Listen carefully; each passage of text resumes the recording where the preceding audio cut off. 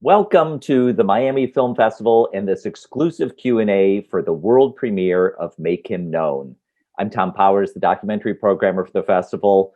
I'm really pleased to be joined by the film's director, Rudy Valdez, and executive producer, Robin Roberts. Thank you guys for being here. Thank you. Thank you.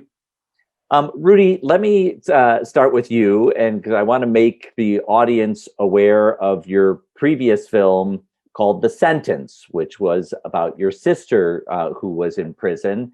And in some ways, a parallel story to this one. You gave up a lot of your career to attend to her family and to tell the story of what she was going through in prison. I don't want to recap that here. People should see the film, The Sentence. But can you describe what that personal experience of yours, how you brought that to this film? Yeah, I mean, I think that I had been following the story with Maya and Jonathan for a little while prior to even being contacted about making this film. So, and one of the things that I noticed, about Maya prior to all of this was that she notoriously was a very closed off individual to the press. Basketball was what you got from her. And there was never anything about her personal life or the other things that she was going on, which I always respected immensely about her, that she was, this professional who was like, this is basketball and you guys get basketball and I get my personal life and I draw the line there. And when I started to hear about her fighting for Jonathan Irons and her stepping away from the game to work on things in her personal life, I was intrigued by all of that.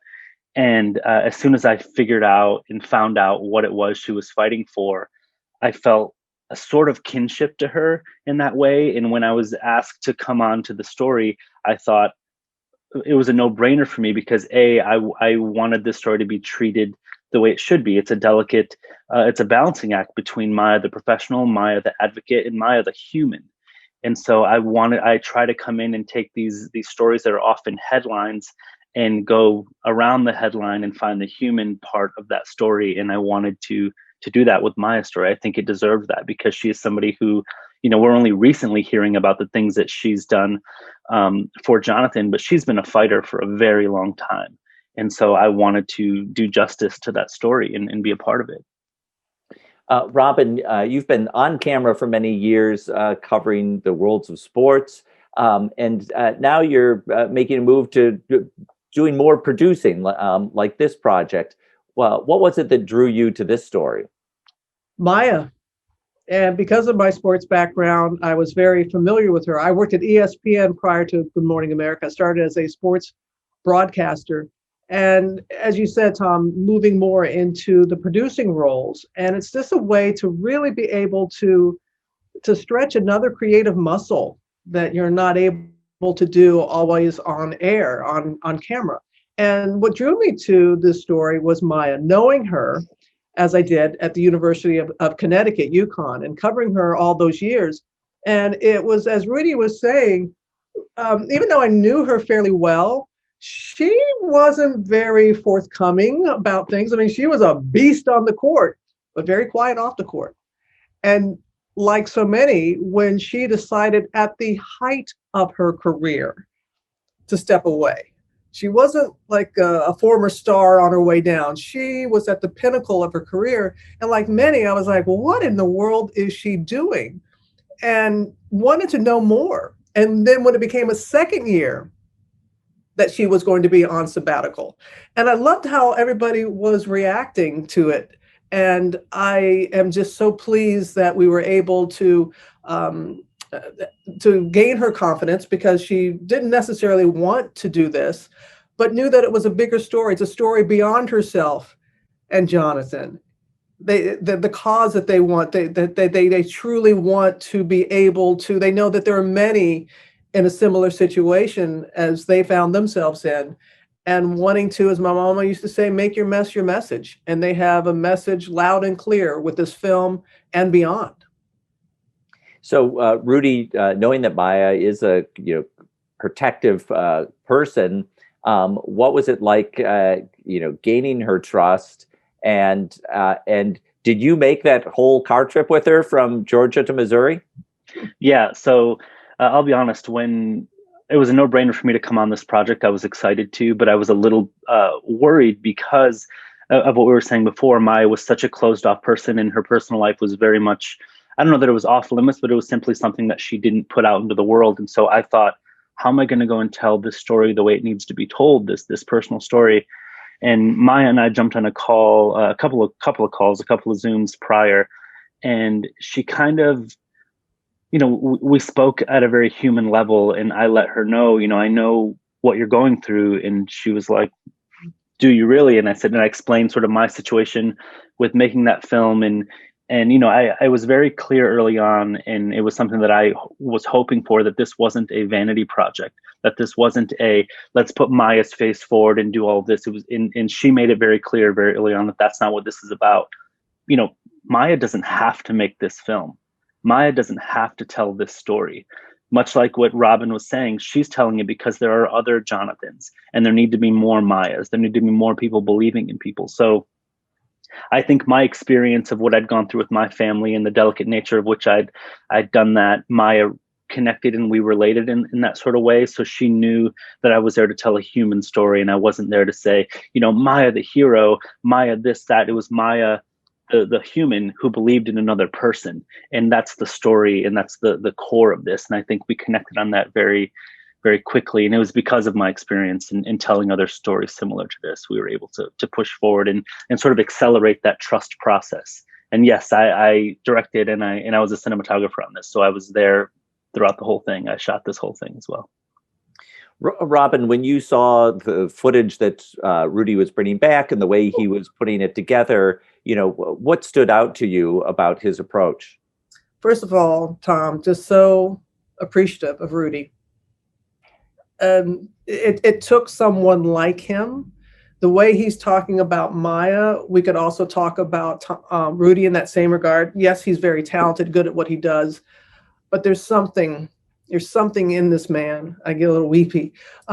So when he was letting us see the footage that was coming in, and like Rudy, I was a little bit concerned in the initial conversations that I had with Maya and her mom while Jonathan was still in jail, wanting to know how much she was going to reveal, how much were we, as much as I was respecting her space, as somebody in this industry, I'm like, there's something, the material that we need to make this work, and when I say to make this work, I'm not talking about getting butts in the seat and getting people to watch, to make it impactful so the message can get across. That's what we were most worried about and concerned about and wanted. And so once we got on the same page about that. But when I saw the footage coming in, it exceeded what I thought we would have.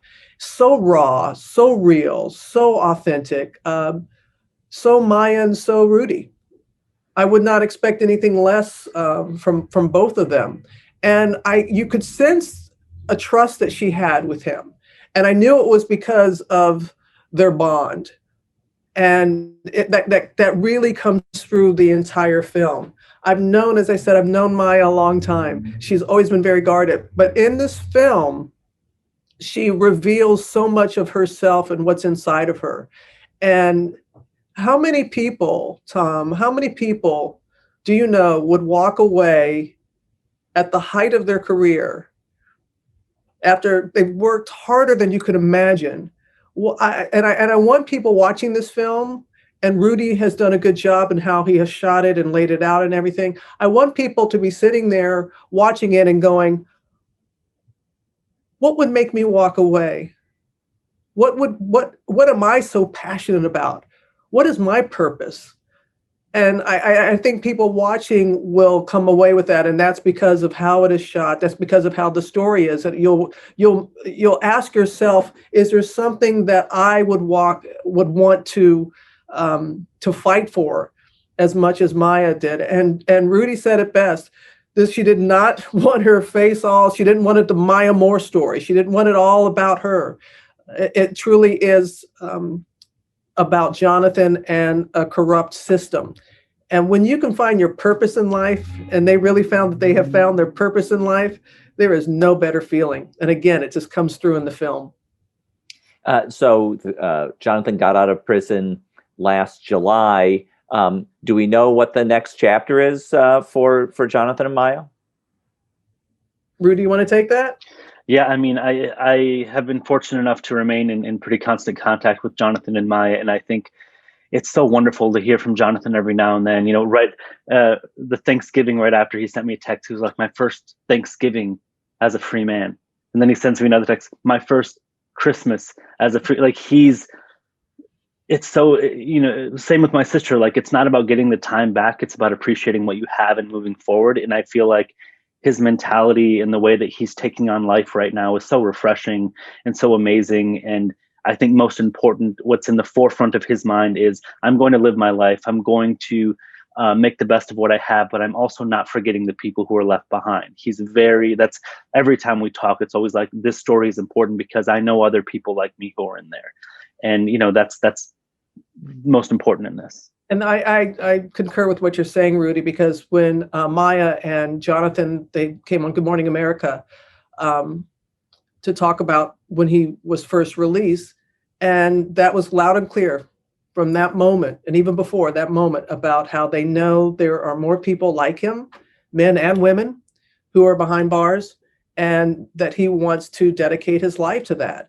And and also have a good time. I mean, they're a lovely couple. I wouldn't want to play any pickup games with them, because I don't think Maya cuts them any slack when they play some pickup ball. But they're living their life. They're living their life. We're going to hear more from them. And there's some things. This is a journalist in me. There's some things, Thom, I can't share. I do know some things, but can't share it all. Can't share it all. But they're doing very well. Well, Robin, I want to ask you a question about storytelling, because you have this, amazing position at Good Morning America where you can tell stories about all kinds of different people, famous and not famous.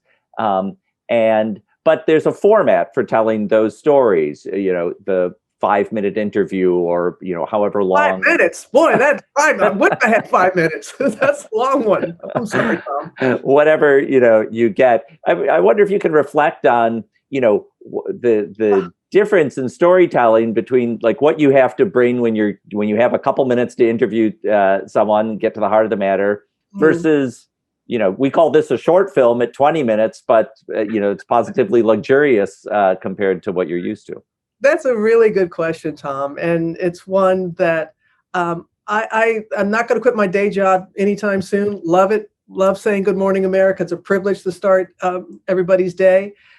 And it's a different challenge when doing an interview, and that's short. That's 3 minutes, 4 minutes, especially if it's political or heart wrenching or whatever. It doesn't even really matter what it is.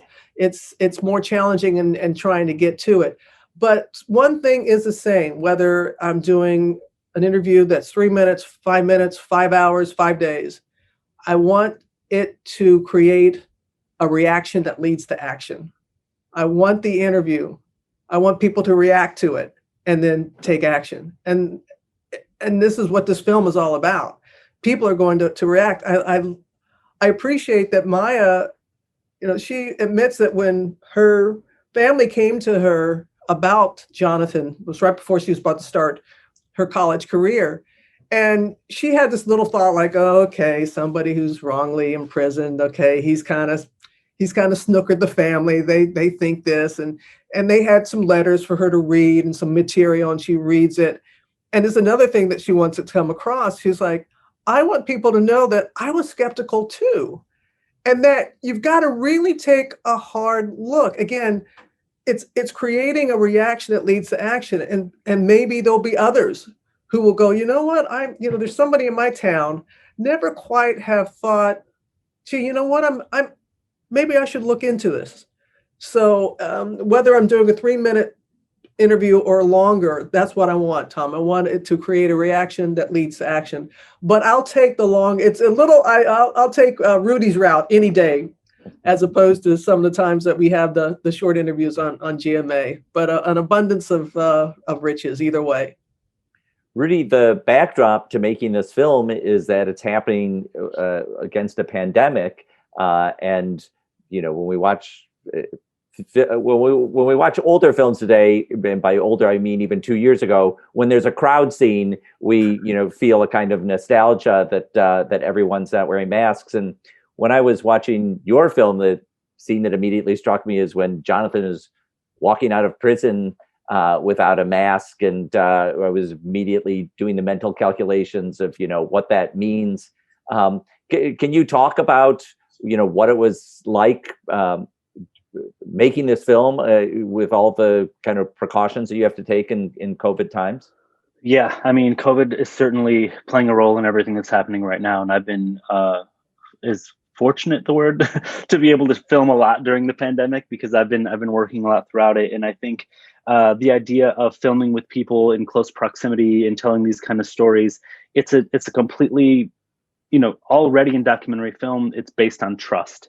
And I think that there's trust in storytelling, there's trust in how you are going to use material that you're getting, but now there's this other trust of, are you going to get me sick? Like, are you going? So during the course of all this, we would quarantine prior to shoots for 7 to 10 days. I'd stay at home, get tested throughout that process, make sure I'm tested right before I go, and then when we're there, I'm always masked, I'm always gloved, I'm always trying to maintain as much distance. But I'll be honest, it's difficult. In Thom, you've seen other work that I've done, and so has Robin. It's tough for me when I'm shooting verite to be on a long lens and be 15 feet away or 10 feet away, because I'm there to tell an intimate story. I'm there so that you're not a voyeur in what's happening, but you're in what's happening and you're taking a journey with them. So for me, it took a little bit of trust on my part to, take that risk. And I hate to make it sound like I'm out there doing some, big thing, but it's a risk to go out there and tell some of these stories. And so I put on my normal 35 millimeter lens and I got tight and I told some of these stories and I rode in these vans. But all of that was, with the understanding that everybody had been tested, everybody was clear of COVID to the best of our knowledge. We were washing hands. When we got to the hotel, we went to the hotel, we stayed there, we didn't leave, we ordered in food, it was all of that. And then it's, in the time of COVID and being a filmmaker, you not only do that on production, I then come home and I stay at a residence inn, 5 minutes from my house, because I want to stay away from my family for 5, 7, 10 days. And I sit in a hotel and then I get tested again and then I come home. So it's like these 3-day shoots, these 5-day shoots turn into 10-day shoots, 14-day shoots. And it's a big process shooting during COVID. And, it's a big sacrifice for families and for filmmakers. But when you're telling stories like this, you got to kind of put it on the line sometimes to go out and do that, because these are important stories. And, prosecutorial misconduct doesn't take a break during COVID. People suffering doesn't take a break during COVID, and these stories don't pause for us to wait for a pandemic to be done. We can't allow COVID and the pandemic to be the only thing that we're accessing right now. There are still, if not more during a pandemic, this disparity of people who are suffering, that we need to continue to tell their stories and represent communities that are traditionally underrepresented. We can't take a break from that right now. So as I wrap this up, Robin, this is an early production for you. What more can we expect from your producing efforts? I have been very, I'm the same way with Rudy, looking back at 2020, and it was a very challenging year, but it was a year that for some reason, the type of content that I want to present is more accepted now. Before it was seen as being too soft or too nice or too whatever. We need that right now. So my phone was ringing a lot and my no's were turning into yeses.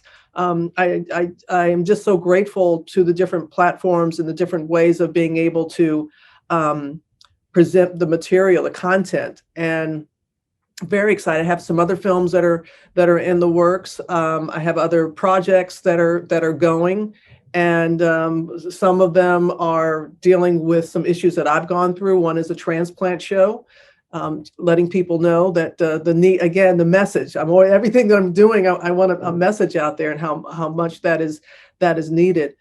Just wrapped up a show. My father was a Tuskegee Airman, and was able to do like a love letter to him in a film, talking about the importance again of not just that moment. Have a film, Mahalia, Danielle Brooks. Oh my goodness, she can act, but that woman can sing.